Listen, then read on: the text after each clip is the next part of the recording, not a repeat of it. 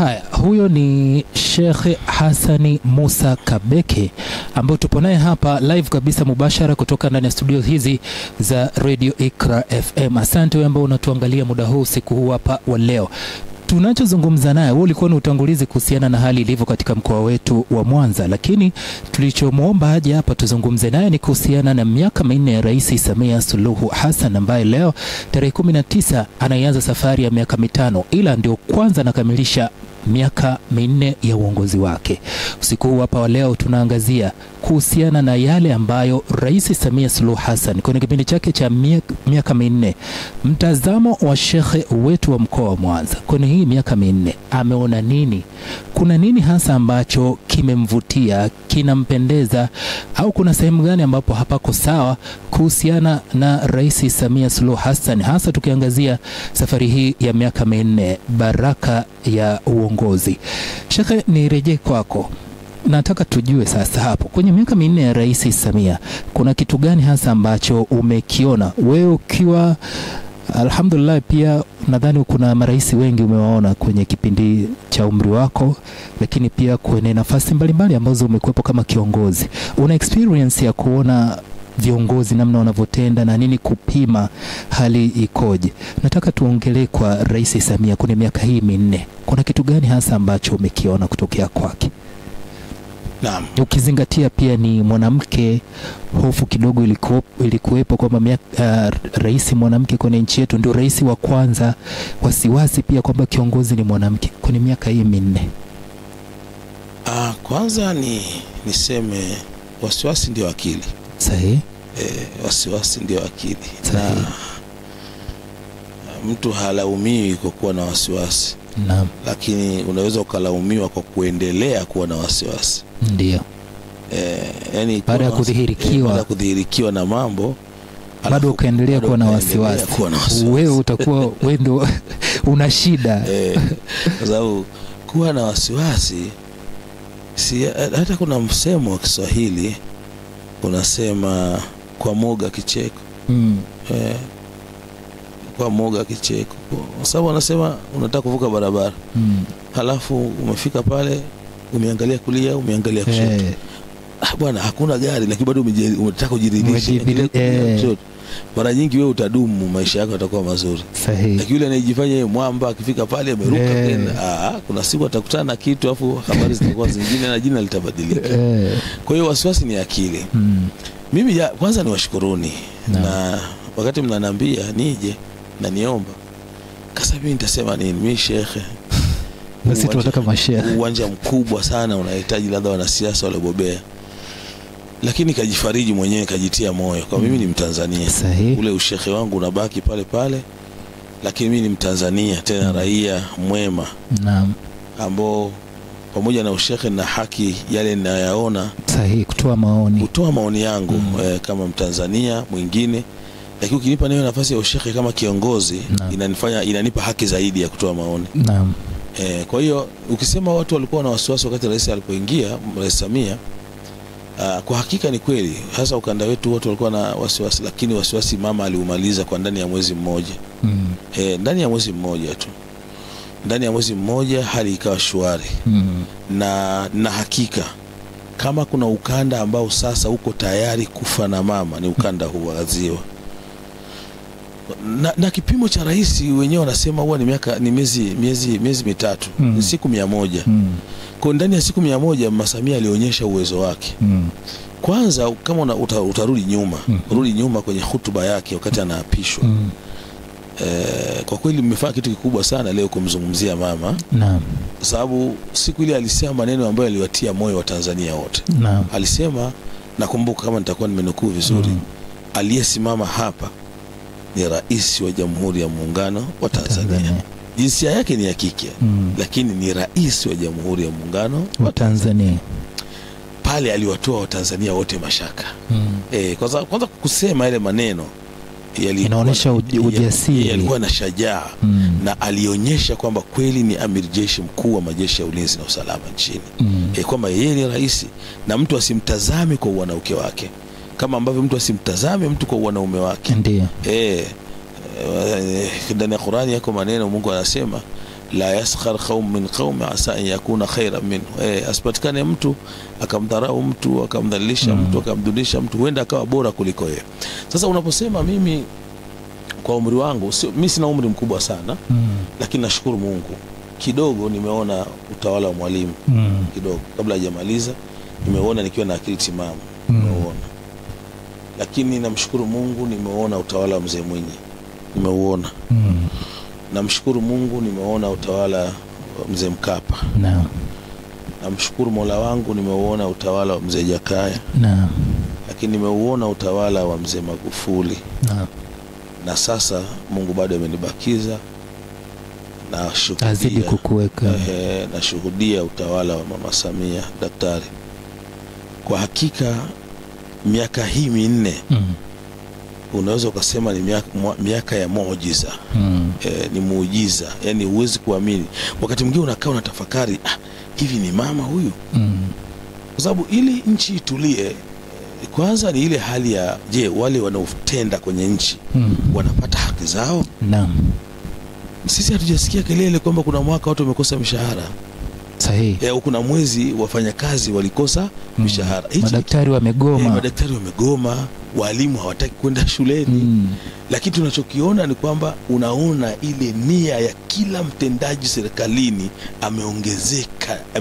ameongezewa ari ya kufanya. Naam.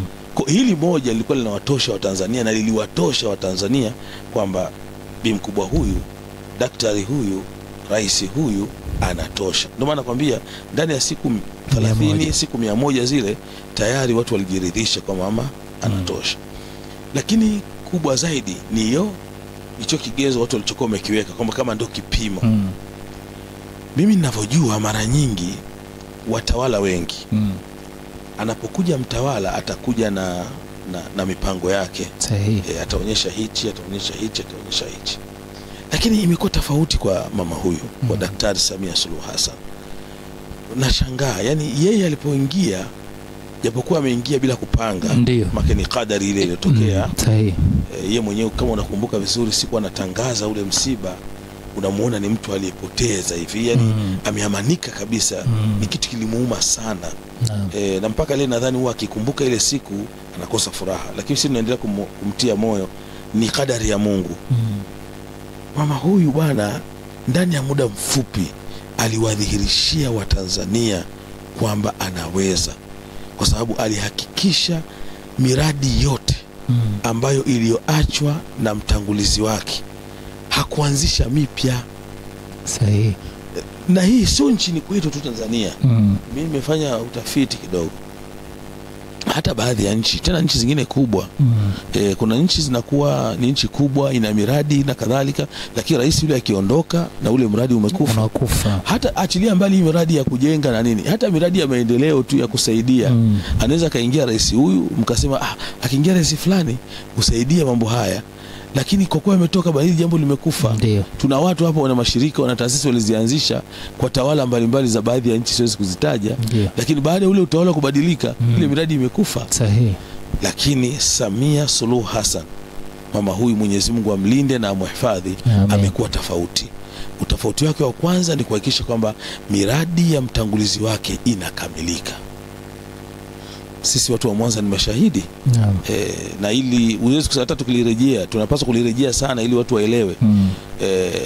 Mradi wetu hapa Busisi, wakati anaingia ulikuwa kwa asilimia chache sana. Sidhani kama zilikuwa zimefika 30, sidhani.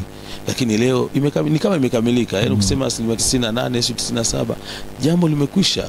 Yaani pale nadhani wanamalizia finishing mark. Sasa wameanza kupaka na rangi za bendera ya taifa kwenye vyuma kule na kadhalika. Na ikitokea crisis hivi, feli zetu zile zimegoma. Mungu amlipe kheri mkuu wetu wa mkoa Bwana Saidi Mtanda. Amekuwa mtu mwema sana. Basi anaruhusu kwamba watu wanapita pale, wananyonya ladha ya Tanzania.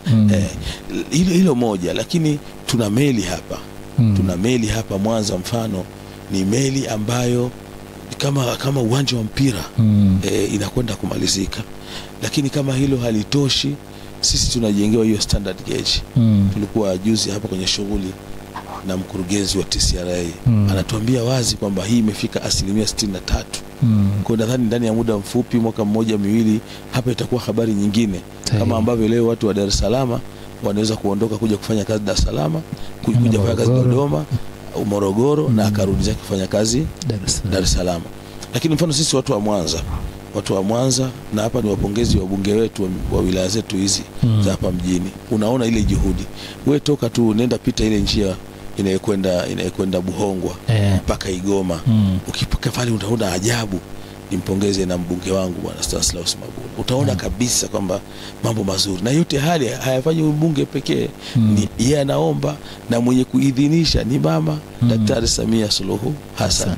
Lakini ukitazama vizuri, kuna nimeona sasa barabara yetu hii ya kutoka Mwanza katikati kwenda Usagara, tayari unaona watu kazi imeanza inapanuliwa ile barabara.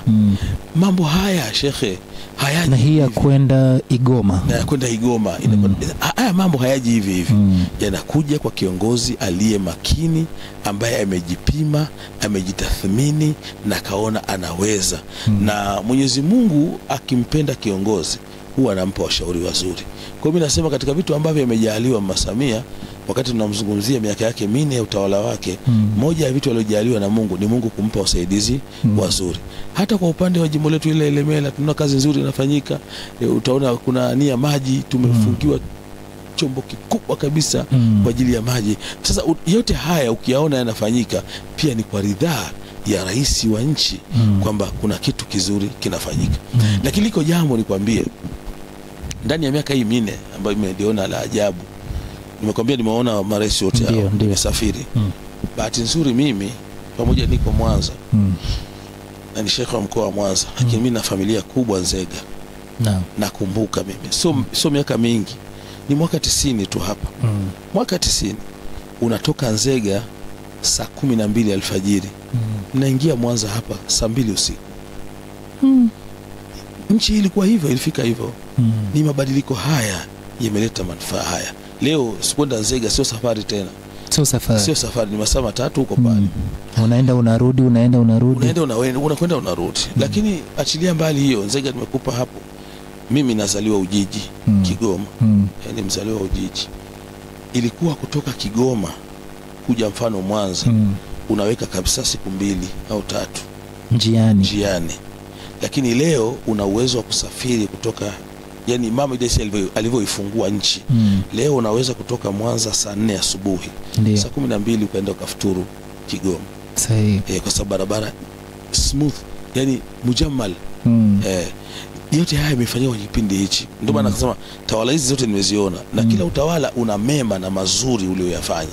Mzee Nyerere ana mazuri aliyofanya, Mzee Mwinyi ana mazuri makubwa aliyofanya, Mzee Mkapa ana mazuri makubwa aliyofanya, Mzee Jakaya huyu amefanya makubwa mazuri, na kwenye eneo la ujenzi wa barabara amefanya vizuri sana.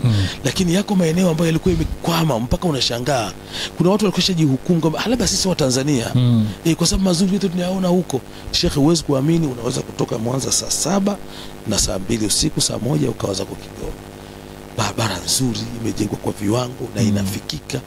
Unamshukuru Mwenyezi Mungu. Sasa niseme tu kwamba tunapozungumza leo miaka 4 ya Daktari Samia Suluhu Hassan, mimi nikiwa kiongozi wa dini, naona pia hata nchi imetulia. Utaona viongozi wa dini kwa pande zote mbili wanapewa heshima yao.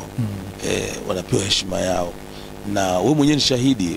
Sasa kila ukifungua kwenye mitandao yenu hiyo, online zenu hizo, utaona mkoa fulani rais kafanyia dua, kaombewa dua, watu wa misa wamemfanyia misa, wamemfanyia sala, wamemfanyia maombi. Hivi hii inakupa picha gani? Haikupi picha kwamba huyu mtu labda hana anachokifanya. Yaani hao watu wote wanamuombea Mungu, wanafanya hivi. Sio kwamba ni ndo azimu. Ni watu ambao wamejipima, wametathmini, wameona kuna kitu kwa Daktari Samia Suluhu Hassan. Kwa hiyo mimi naona kwamba kuna hapo Sheikh, ni kwa kuna watu wanasema Rais Samia anatumia fedha kuhonga viongozi wa dini. Wengine pia hata kwenye kipindi kama hiki tunavyofanya hivi, wanajua kuna fungu limetoka ili sisi tufanye vitu kama hivi. Mtazamo huo unakuaje? Sasa kwanza niseme unajua kwamba watu wanamsifu sio tu hivyo. Unaona wamekaa hapo usiku kuna fungu hapo. kwanza huwezi kumkataza mtu kusema. Huwezi kumkataza mtu kusema. Sisi katika Uislamu Mtume wetu sallallahu alayhi wasallam anatufundisha, anasema kana yu'minu billah falyaqul khaira au liyasmut. Anasema yoyote mwenye kumwamini Mola, yani kama unamwamini Mwenyezi Mungu Subhanahu wa Ta'ala, basi ni vizuri kusema maneno ya kujenga. Na kama huna ya kujenga jamaa, ndo mafundisho ya Mtume sallallahu alaihi wasallam.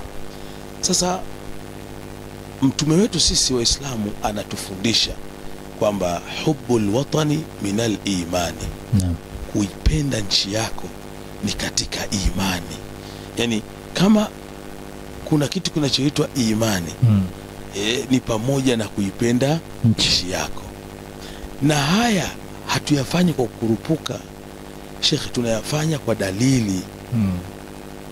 Mtume mwenyewe Nabii Muhammad sallallahu alaihi wa alihi wasallam katuonyesha namna alivyoipenda nchi yake, namna alivyopenda mji wake wa Makka. Mtume sallallahu alaihi wasallam anahama Makka, anahamia Madina. Kisha fika mahala kaambiwa ahame sasa.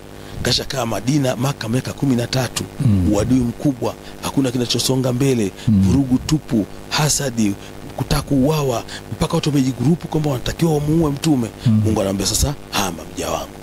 Mtume alipamoja na kuhama kwake, lakini tarehe inaandika alifika katikati mpakani mwa Makka na Madina, aligeuka bwana Mtume akautazama mji wa Makka. Akawaambia, ewe Makka, wewe kama sio hawa jamaa kunitoa mimi nisingetoka. Inakufundisha nini? Inakufundisha uzalendo, namna Mtume alivyokuwa anaupenda mji wake na kuipenda nchi yake. Lakini kumbuka katika tarehe, Mtume anahama Makka, anahamia Madina, lakini bado anafika Madina, anaonekana Mtume ana kitu kinamsumbua kichwani. Nini? Anawaza. Waislamu kabla ya hapo walikuwa wakisali wanaelekea Quds, Palestine. Kumbe Mtume lile linamsumbua. Mtume anatamani, kwa kuwa Makka ni haram, Makka ni eneo tukufu, anatamani basi kwa nini watu wasielekee Makka wakiwa wanasali? Mtume mpaka anafika Madina katika eneo linaloitwa Quba. Pale Mtume akiwa anaswali, baadhi wanasema swala ya dhuhuri, anakuja malaika Jibril kumwambia Mtume, asema qad nara taqalluba wajhika fi samai falanwalliyannaka qiblatan tardaha. Muhammad, tumeona, Mungu anamwambia, nimeona unavyohangaika, nimeona unavyopata tabu, nimeona kiu yako ya kuupenda mji wako, unatamani sana watu wakisali waelekee Makka, na muda wote wanasali wameelekea Palestina. Sasa nimekuruhusu, elekeeni Makka badala ya kuelekea Palestina. Hapo hapo Mtume akageuka ndani ya swala akaelekea Makka. Inakuonyesha nini?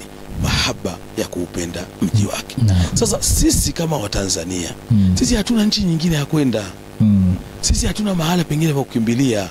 Tuna wajibu wa kuipenda Tanzania, na kama tunaipenda Tanzania tuna wajibu wa kumpenda yule msimamizi mkuu wa Tanzania. Si Waswahili wana maneno yao, wanasema ukipenda boga penda na ua lake. Sisi hapa Tanzania likitokea la kutokea tunakimbilia wapi? Lakini ambaye ameweka misingi mizuri ni serikali hii ya Jamhuri ya Muungano wa Tanzania. Kiongozi mkuu wa serikali hii nani? Ni nani? Ni Samia Suluhu Hassan. Sasa akitokea mtu akasema hao wanajipendekeza, hakuna ubaya. Mtume sallallahu alaihi wasallam, sisi katika Uislamu anasema at-targhibu linnasi nisful aqli, kujipendekeza nusu ya akili.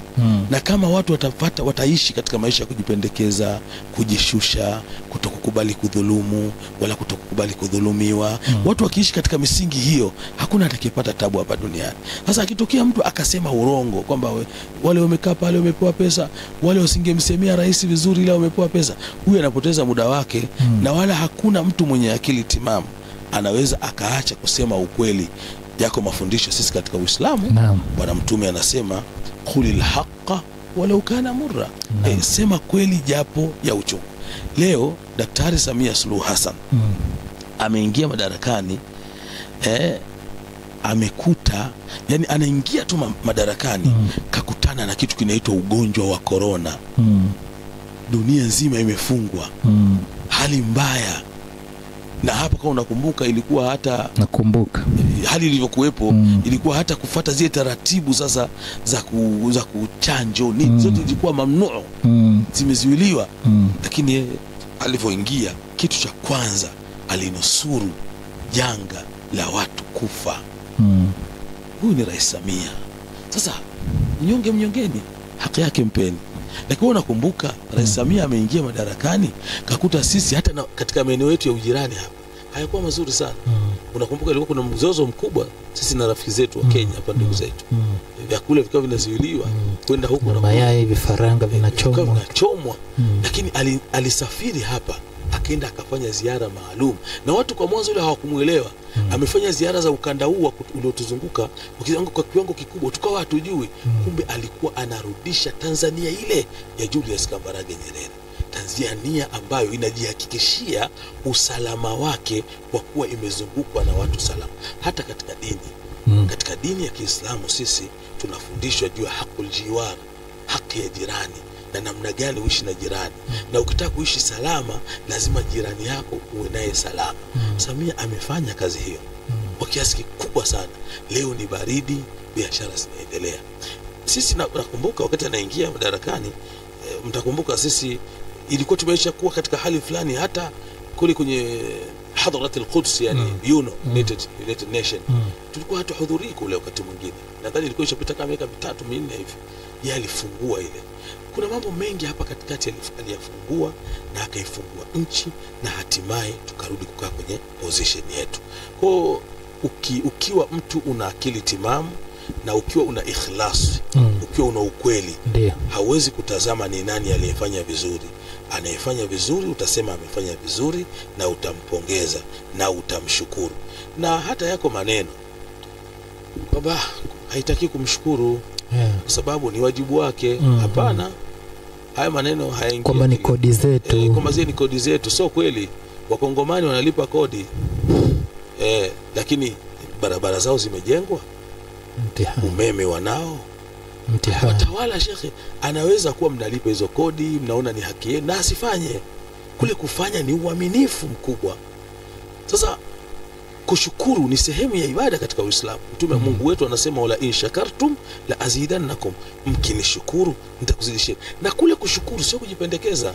Kule kushukuru ni katika mlango wa kusema kweli.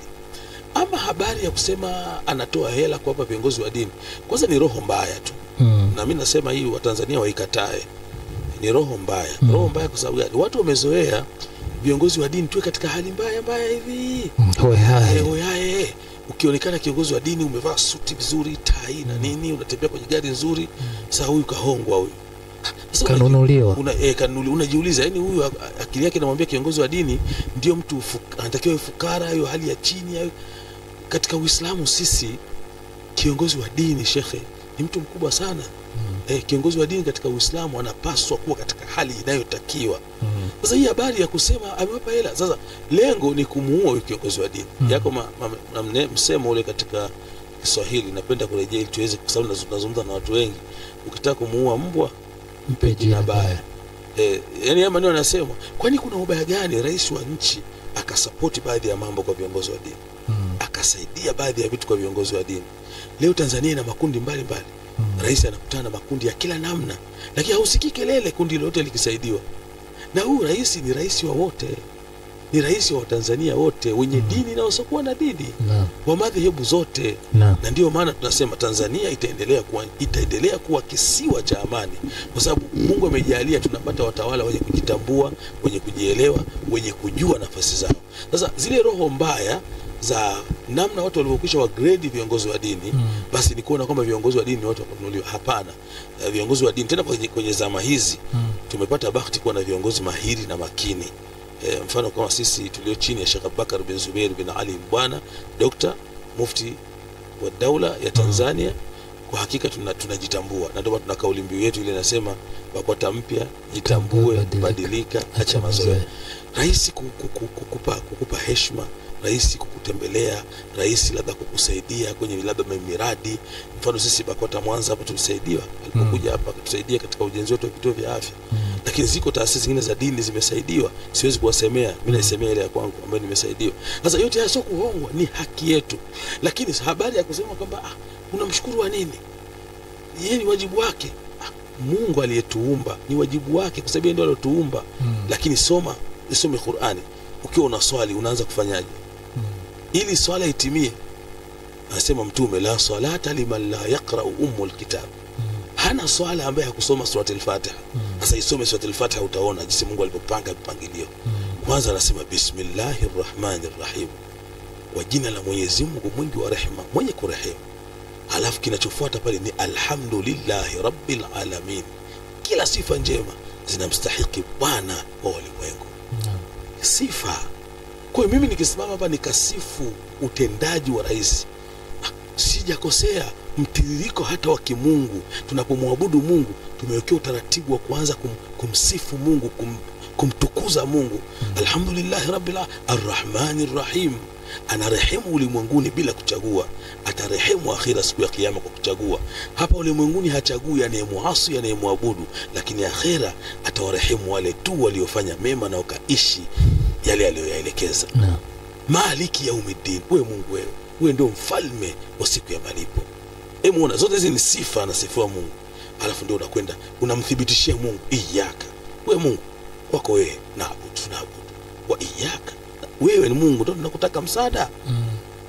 Huko ndio baadaye unaambia ihdina siratal mustaqim, tuongoze njia iliyonyoka.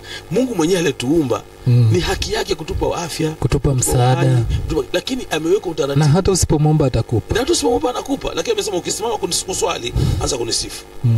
Sasa mimi nikisimama nikamsifu rais wangu, kwanza ni maana yake ni mimi ninajitambua. Watu wamefika mahali kupeana hata majina mabaya hivi, lakini sio sawa, sio sawa. Na ni yase jamii isiwachukie viongozi wa dini. Viongozi wa dini wana haki ya kuishi, viongozi wa dini wana haki ya kuishi maisha mazuri, kwa sababu viongozi wa dini hawa ndio wanaosimamia yote mawili. Sisi viongozi wa dini tunasimama na roho yako. Wewe utaweza kuwa tajiri mkubwa, mjanja mjini, handsome vile vile, lakini kwa siku kidondoka, pumzika, funga, hawezi kutafuta mtu yoyote. Atafuta kiongozi wa dini ndio atamaliza habari yako ya mwisho. Kwa hiyo ni mtu mwenye kuheshimiwa. Kwa hiyo lugha hizi chafu kwamba labda viongozi wa dini wanapewa pesa, hizi ni lugha chafu. Na mtu kama umelelewa, una maadili, una akhlaq, hauwezi kusema lugha hizi kwa viongozi wa dini. Wewe wa dini yoyote, iwe Christian, iwe Muslim, iwe Hindu, huwezi kuwasema vibaya viongozi wa dini. Mimi wanapenda lugha ya wenzetu wa Kristo, hawa ni mababa. Hawa ni mababa. Na sisi Waislamu alhamdulillah tunamshukuru Mungu, kwa sasa heshima ni kubwa, viongozi wa dini wanaheshimiwa, na yote haya yanajengwa na mtu kama huyu kiongozi wetu, rais wetu, kwa namna yeye anapowaheshimu na kuwapenda. Na wakati mwingine unaposema maneno basi uwe na ushahidi.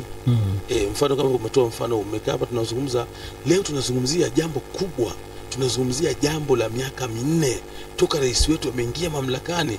Je, hivi kuna kipi ambacho tumekiona kizuri alichokifanya? Tunasema ndio, yako mengi, kuna hili, kuna hili, kuna hili, kuna hili. Haya tunapoyasema haya ni kwanza tunamshukuru Mungu kwamba Mungu umetupa kiongozi mzuri.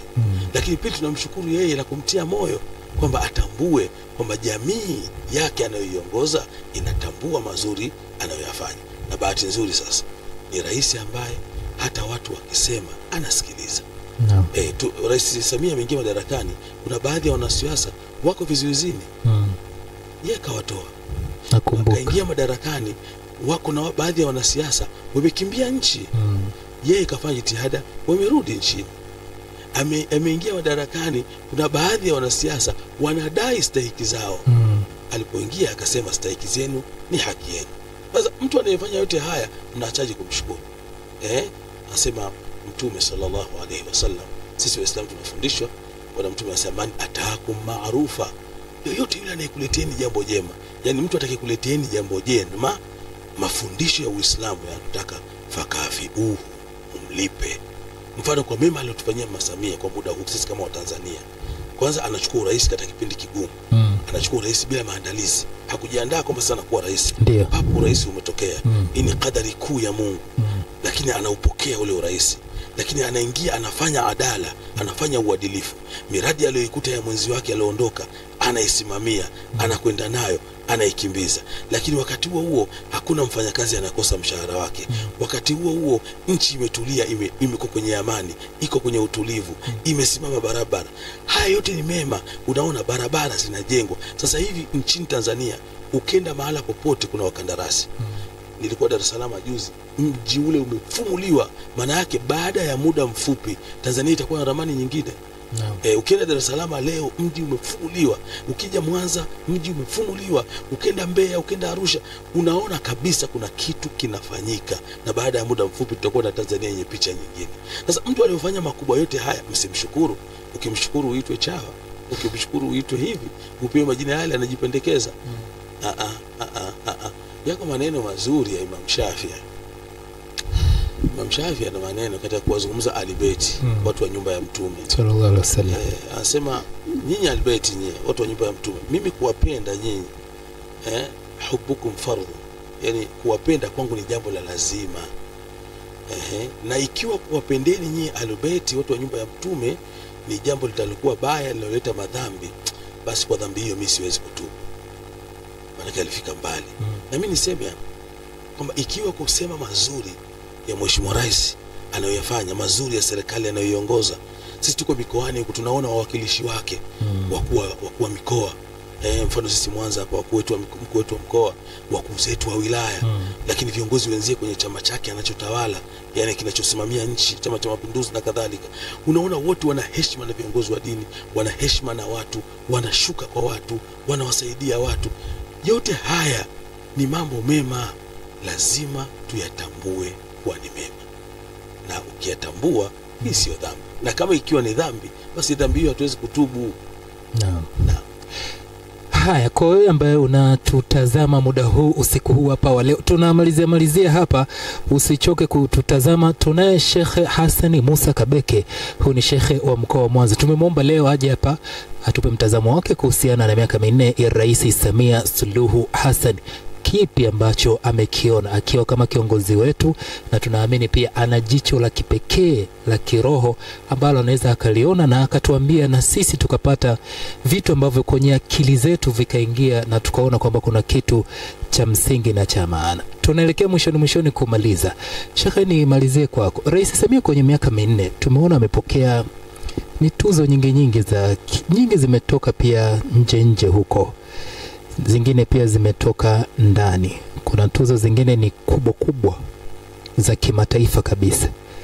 Inakupa picha gani tuzo za kimataifa kuja kwa Rais Samia kwa kipindi tu cha miaka 4? Japokuwa kuna watu wengine pia hawazichukulii uzito, na nimekuuliza hivi kwa sababu unajua una experience ya tuzo. Nini maana ya tuzo? Labda niseme tu kwa kifupi, unajua bado tuna kazi kubwa ya kusomesha na kuwafahamisha watu kuelewa baadhi ya mambo. Na mara nyingi mimi sishangai, mara nyingi aliye nje anaweza kuona vizuri zaidi kuliko aliye ndani. Hata mpira wakati mwingine yule aliyeko juu hapa anaweza kusema pale bado yule ingekata chenga, japokuwa akipewa hawezi, lakini aliyeko pembeni anaona vizuri. Kwa unaposema hizi tuzo baadhi zinatoka ndani, baadhi zinatoka nje, sio wote wanakuwa hawaoni. Watu wamekaa wanaitazama nchi yetu, wanaona mwelekeo wake. Unaona Sheikh Rais Samia amekuta baadhi ya waandishi wa habari wako magerezani. Yani habari wakati mwingine ilikuwa mtihani. Ikawa mtihani. Leo kuna uhuru, mtu anaandika anachokitaka. Japokuwa zipo sheria zimewekwa taratibu, lakini kuna nafuu kubwa kwenye eneo hilo la habari.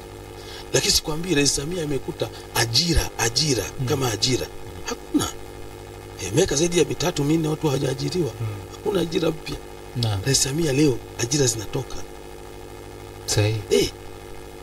Lakini watu kuongezwa madaraja kazini, mshahara na kadhalika, hivi vitu vilikuwa hakuna. Kwa hiyo dunia inaona Rais Samia anapoingia kwenye jambo kulisimamia. Umeona hata jambo la nishati chafu. Ndio. Namna alivyoingia kulisimamia, dunia imeona.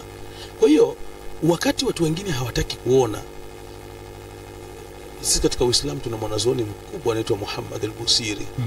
Ametunga kitabu chake kinaitwa Burdatul Madih. Ndani yake kuna swala za Mtume Muhammad sallallahu alaihi wasallam. Katika kumsifu Mtume na kueleza, alifika mahala akaelezea mambo mawili. Anasema usishangae mtu mwenye ugonjwa wa macho saa 7 mchana jua linawaka akakwambia hakuna jua, ni giza totoro. Usishangae kwa sababu ana ugonjwa wa nini? Wa macho.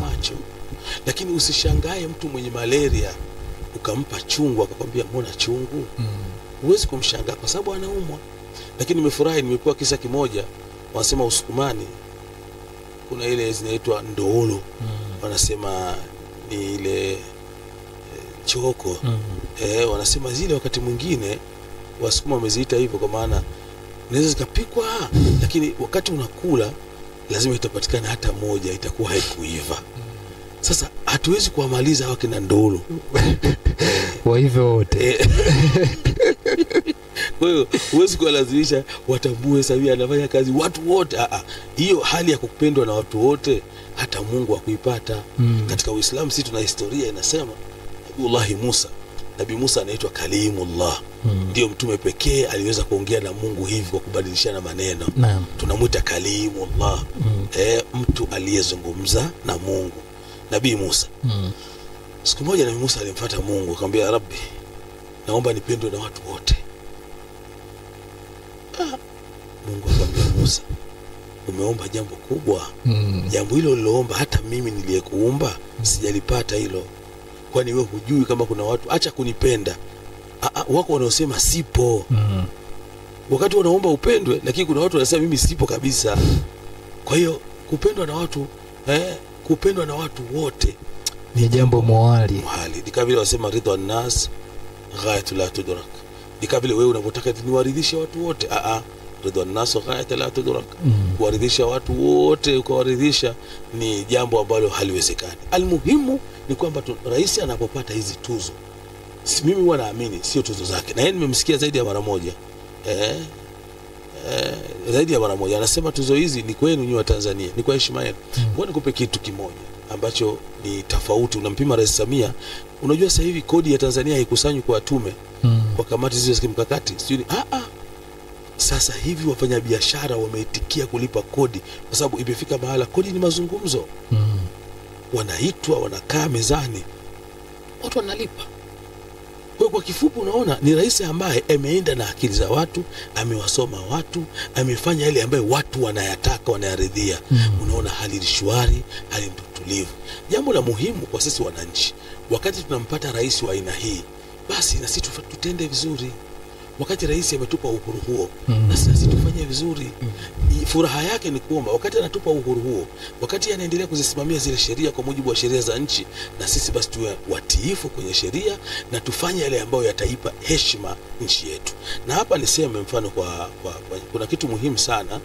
Kuna kitu kinaitwa tunu za taifa. Tunu za taifa. Hili ni somo kubwa, lazima lizungumzwe kwa Watanzania, na hasa kama hivi tunakwenda kwenye uchaguzi. Na niwahusie tu baadhi ya waandishi wa habari, yako mambo lazima tuwe wazalendo. Yako mambo huwezi kuandika, huwezi kuyaripoti, huwezi kuyaweka hadharani wakati unaona ni mambo yanaweza kuvunja heshima ya nchi yako. Kule kuipenda nchi yako, kuitetea nchi yako, kuipigania nchi yako ni sehemu ya utu wako. Ni sehemu ya utu wako. Labda kwa vijana wadogo sana, lakini sisi tumeona kidogo na tumehadithiwa. Kwa mfano ilipotokea vita ya sisi na Nduli Amini hapa Tanzania, kwa uzalendo waliokuwa nao watu hapa walijitolea, wengine magari, mtu gari yake anaitoa kwa uzalendo. Watu walitoa mifugo, watu wanatoa ng'ombe 10, 20 wanapeleka jeshini. Watu walitoa vyakula kwa ajili ya watu walijitolea, kwa sababu tunaenda kujiandikisha kwa ajili ya kuipigania nchi. Tunataka Tanzania aina hii. Tunataka Tanzania inayoheshimu Tanzania. Tunataka Tanzania itemheshimu mkuu wa Tanzania, na mkuu wa Tanzania ni rais wa Tanzania. Kwa kusimama kumtetea, kumsemea, lakini katika yale mazuri ambayo ameyafanya katika kipindi cha miaka 4 ni lazima yaelezwe. Lazima waje hapa muwaite wataalamu, na hii msiishie leo. Katimiza miaka 4 leo, tunasema tarehe 19, lakini nadhani bado mna uwanja mpana, waiteni watu waeleze nukta kwa nukta. Mfano leo nilikuwa nimesema tuna haraka, lakini nilikuwa nimeandaa vipengele 33 ambavyo rais amevifanya na uvifahamu mimi ambaye ni kiongozi tu wa dini. Najiamini raia wa Tanzania. Nilikuwa nataka nieleze mambo 33 ambayo nayaona rais ameyafanya kwa miaka hii 4, na ni mambo muhimu, mambo makubwa, mambo ambayo yanafanywa na marais wastaarabu, waungwana, wenye uweledi wa hali ya juu. Sikwambii namna rais ameendelea kuliunganisha taifa.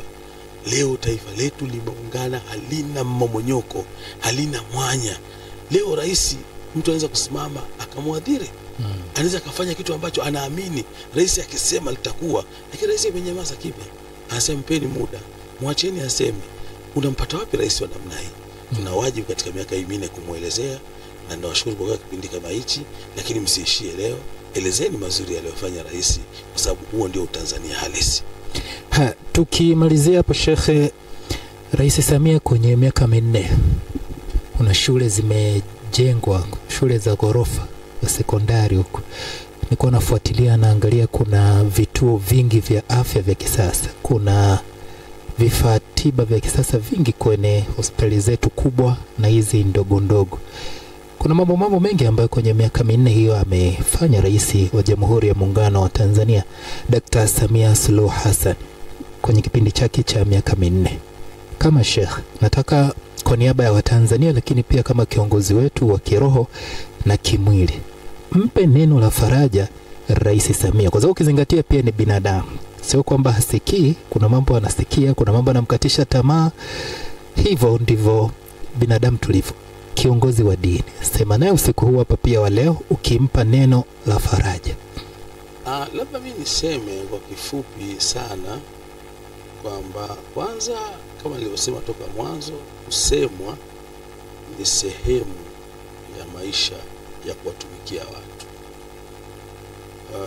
Mimi wakati nateuliwa kuwa shekhe wa mkoa, Mheshimiwa Mufti Dr. Sheikh Abubakar bin Zubair bin Ali aliniambia, Hassan, unakwenda Mwanza kuwa shekhe wa mkoa. Sasa ufahamu, wewe ulipokuwa si shekhe wa mkoa, kuna mahala ulikuwa unaelekeza kidole, lakini sasa vidole vyote vitaelekezwa kwako. Kuwa mvumilivu. Lakini nakumbuka yako maneno mazuri aliyasema Mama Amina kumwambia mwanae Nabii Muhammad. Mama Amina alifia Madina, sehemu inaitwa Abwa. Alikwenda kuona wajomba zake kule, akamchukua Mtume na miaka 6. Akiwa kule, wakati wanarudi, alipofika eneo linaloitwa Abwa, mama akapata maradhi na akatambua, kahisi ya maradhi ni ya kifo, siwezi kupona. Lakini ana maneno yako kwenye tarehe ya Kiislamu, ni maneno muhimu sana, kiongozi yote anapaswa kuyashika, kuyachukua. Alimwambia maneno mafupi sana, yanaweza kuwa ni maneno yenye maneno mawili. Alimwambia kun rajula, yani anamwambia mwanae, mtoto mwenye miaka 6, anamwambia wewe mwanangu, mimi nakufa, lakini kuwa imara. Hilo tu, kuwa imara, kuwa madhubuti. Sasa haya yote ninayokuambia mama amekwisha yasema. Mfano, siku ile anaapishwa aliwaambia Watanzania, aliyesimama hapa ni Rais wa Jamhuri ya Muungano wa Tanzania. Mfano, sisi kwenye eneo la afya, nikwambia Mzee Jakaya alijitahidi mpaka ikaanzishwa ile Jakaya Kikwete pale Muhimbili. Lakini kuna kazi kubwa ameifanya Mama Samia. Nataka nikwambie, sasa hivi ziko nchi zinakuja hapa, yani wako wananchi wa nchi za jirani, matibabu yao ni Tanzania. Sahihi. Yani kwa lugha nyepesi unaweza kusema Tanzania ndio Ulaya ya Afrika Mashariki na Afrika kwa ujumla. Sasa haya ni makubwa ameyafanya. Na nitumie nafasi hii kuendelea kumpa wasia kwamba asitadhani ataachwa. Asidhani kama ataachwa bila kujaribiwa. Wako tekembeza, wako tekembeza, lakini aridhike na wale ambao wamesimama kusema ukweli wa mambo yalivyo. Aridhike na hao. Lakini kubwa zaidi ni ile safari anayotupeleka. Kwa miaka 4 tunaona kabisa tunakwenda kufika. Hiyo safari tunaona tunakwenda kufika. Ndio maana siwezi kujificha, lazima niseme ukweli.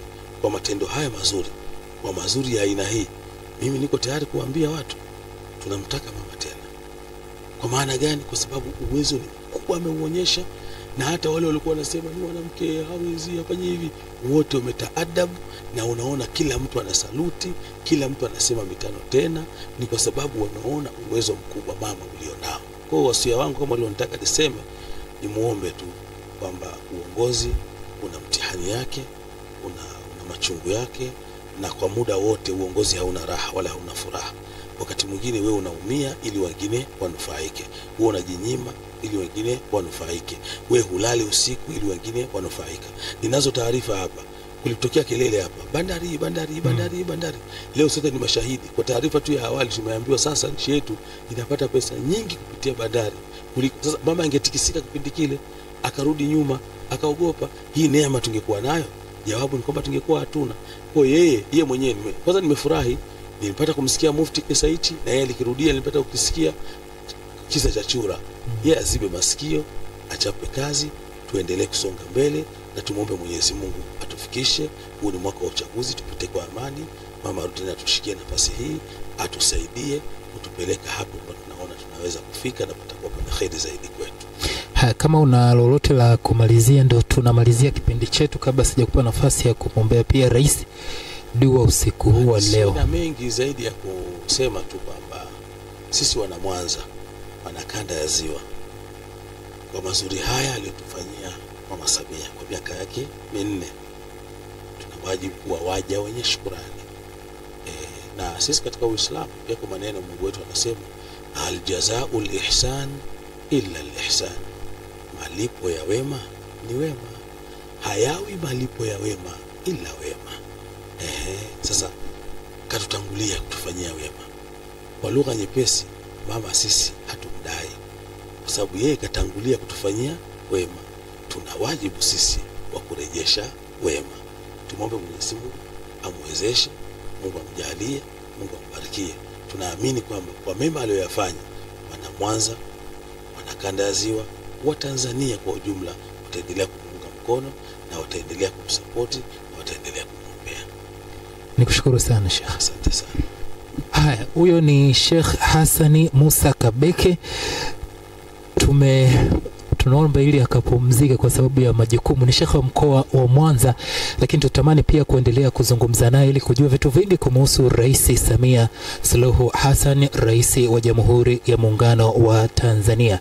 Nikushukuru sana wewe ambao ulikuwa unafuatilia matangazo haya moja kwa moja kutokea hapa ndani ya Radio Iqra FM kwa usiku huu hapa wa leo, ambapo tulikuwa na Sheikh Abu Jadawi, lakini pia baadaye tukaungana na Sheikh Hassan Musa Kabeke, Sheikh wa mkoa wa Mwanza, tukiangazia safari ya miaka 4 ya Rais Samia Suluhu Hassan. Kaombewa dua, lakini pia kapewa maneno ya faraja. Pia mtazamo umeangalia kuhusiana na yale ambayo kama mashekh wanaangalia kutokea kwake kwenye yale ambayo amekuwa akiyafanya. Kipindi hiki hatukutaka kuingiza wanasiasa, tumetaka tuone mtazamo wa mashekh na viongozi wetu wa dini peke yao. Ndio maana leo hatujamwalika kiongozi yoyote wa kisiasa. Nikushukuru sana. Mimi naitwa Hassan Yusuf. Hii ni Radio Iqra FM. Nyuma kabla na msimamizi wa matangazo usiku huu hapa wa leo ni ndugu yetu Khamis Abdallah. Uwe na usiku mwema. Iqra FM.